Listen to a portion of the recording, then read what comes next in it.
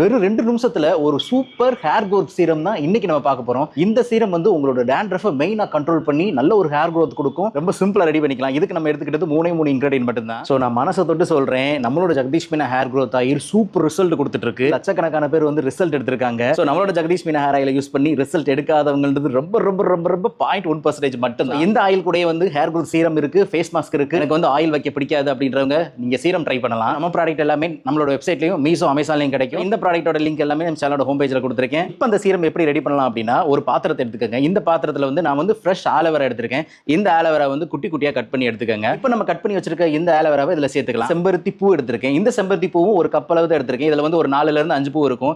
இந்த பூவோட இதுல மட்டும் கட் பண்ணிட்டு வாஷ் பண்ணிட்டு இந்த பாத்திரத்துல சேர்த்துக்கலாம். அடுத்து செம்பருத்தி இலையும் ஒரு கப் எடுத்திருக்கேன். இதையும் தண்ணி நல்லா வாஷ் பண்ணிட்டு சின்ன சின்னதா பிச்சு இந்த பாத்திரத்துல சேர்த்துக்கலாம். இப்போ வந்து நான் ஒரு பெரிய டம்ளர் அளவு தண்ணி எடுத்துக்கிறேன். இந்த தண்ணியும் இந்த பாத்திரத்தை சேர்த்துட்டு நல்லா மிக்ஸ் பண்ணிருங்க. ஒரு 1 hour வந்து நல்லா ஊறட்டும். கிளைமேட்டுக்கு ஆலோவேரா எடுத்தா எனக்கு வந்து கோல்ட் ஆகும்னு நினைச்சா நீங்க வந்து ஆலோவேராக்கு பதில் நீங்க வந்து ஃபிளாக்ஸ் சீட் எடுத்துக்கலாம். இப்போ 1 hour ஊறிடுச்சு. இப்போ உங்க கையாலே நல்லா பிசைஞ்சு எடுத்துருங்க.